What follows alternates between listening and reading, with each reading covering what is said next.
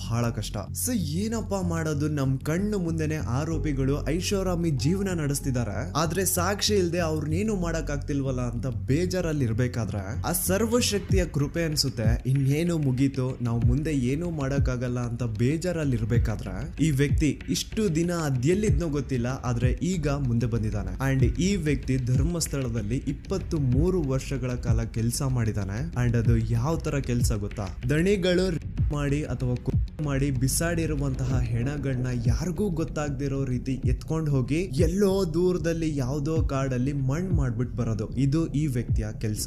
ಒಂದ್ ಅಂದಾಜು ಪ್ರಕಾರ ಈ ವ್ಯಕ್ತಿ ತನ್ನ 20 ಇಯರ್ಸ್ ಆಫ್ ಸರ್ವಿಸ್ ಅಲ್ಲಿ ಸುಮಾರು 1,000ಕ್ಕಿಂತ ಹೆಚ್ಚು ಹೆಣಗಳನ್ನ ಧರ್ಮಸ್ಥಳದ ಸುತ್ತಮುತ್ತ ಪ್ರದೇಶದಲ್ಲಿ ಅಕ್ರಮವಾಗಿ ಮಣ್ಣು ಮಾಡಿದಾನೆ. ಅಂಡ್ ಆ ಹೆಣಗಳನ್ನ ಎಲ್ಲೆಲ್ಲಿ ಮಣ್ಣು ಮಾಡಿದಾನೆ ಅನ್ನುವಂತಹ ವಿಷಯ ಇವನೊಬ್ನಿಗೆ ಬಿಟ್ರೆ ಇನ್ ಯಾರಿಗೂ ಗೊತ್ತಿಲ್ಲ. And now he is ready to take out all those bodies because ಈಗ ಈತನ್ಗೆ ಪಾಪ ಪ್ರಜ್ಞೆ ಅನ್ನೋದು ಬಂದಿದೆ. ಅಂಡ್ ಈಗ ಅಸಲಿ ಆಟ ಶುರು. ಆಟ ಅಲ್ಲ, ಶಿವ ತಾಂಡವ ಈ ಸತಿ.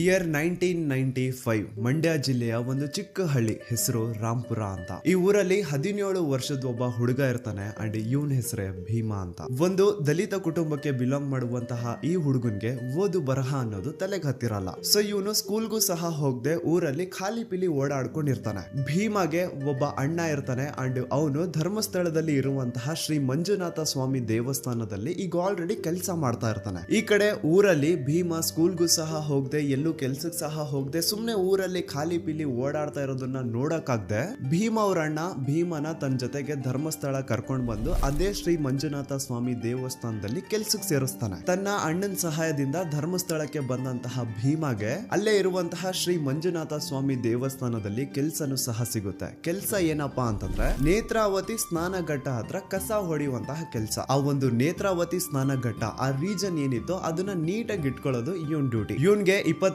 ರೂಪಾಯಿ ಸ್ಟಾರ್ಟಿಂಗ್ ಸಂಬಳ ಇರುತ್ತೆ. ಅಂಡ್ ಇರೋದಕ್ಕೆ ಅಂತ ಮಾಹಿತಿ ಕಚೇರಿ ಮೇಲೆ ಒಂದು ರೂಮ್ ನು ಸಹ ಕೊಟ್ಟಿರ್ತಾರೆ. ಇನಿಷಿಯಲ್ ಡೇಸ್ ಅಲ್ಲಿ ಎಲ್ಲಾನು ತುಂಬಾ ಚೆನ್ನಾಗಿರುತ್ತೆ. ಇವನ್ ತನ್ ಪಾಡಿಗೆ ತಾನು ಕೆಲಸ ಮಾಡ್ಕೊಂಡು ಜನ ಸೇವೆ ಮಾಡ್ಕೊಂಡು ಕಸ ಗುಡಿಸ್ಕೊಂಡು ಆರಾಮಾಗಿರ್ತಾನೆ. ಅಂಡ್ ತಿಂಗಳು ಕೊನೆ ಬಂತು ಅಂದ್ರೆ ವೀರೇಂದ್ರ ಜೈನ್ ಅವ್ರ ಹತ್ರ ಹೋಗಿ ಸ್ಯಾಲ್ರಿನು ಇಸ್ಕೊಳ್ತಾ ಇರ್ತಾನೆ. ಮಂತ್ ಎಂಡ್ ಅಲ್ಲಿ ವೀರೇಂದ್ರ ಜೈನ್ ಎಲ್ಲಾರ್ಗು ಸ್ಯಾಲ್ರೀಸ್ ಕೊಡ್ತಾ ಇದ್ದಿದ್ದು. ಅಂಡ್ ಭೀಮಾ ಅಂತಹ ಯಾರಾದ್ರೂ ದಲಿತ ಸಮುದಾಯಕ್ಕೆ ಬಿಲಾಂಗ್ ಮಾಡುವಂತವ್ರು ದುಡ್ಡು ಇಸ್ಕೊಳಕ್ ಬಂದ್ರೆ ಆಯಪ್ಪ ವೀರೇಂದ್ರ ಜೈನ್ ಏನ್ ಮಾಡೋನು ಅಂದ್ರೆ ನೀಟಾಗಿ ದುಡ್ಡನ್ನ ಕೈ ಕೊಡೋ ಬದಲು ಹಿಂಗೆ ಬುಟ್ಟಿ ಒಳಗಡೆಯಿಂದ ಹಣ ಎತ್ಕೊಂಡು ಅವ್ರ ಕಡೆ ಬಿಸಾಡೋರಂತ. ಚಿಕ್ಕ ವಯಸ್ಸಿಂದನೂ ಜಾತಿ ಭೇದ ಭಾವ ನೋಡ್ಕೊಂಡು ಬೆಳೆದಿರುವಂತಹ ಭೀಮಾಗೆ ಇದೇನು ಹೊಸ ವಿಷಯ ಇರಲಿಲ್ಲ. ಸೊ ಇವನು ಸ್ಯಾಲ್ರಿ ಇಸ್ಕೊಂಡು ಅದೇ ಒಂದು 25 ರೂಪಾಯಿಲಿ ತನ್ನ ಆರಾಮ್ ಜೀವನನ ನಡೆಸ್ತಾ ಇದ್ದ. ಆದ್ರೆ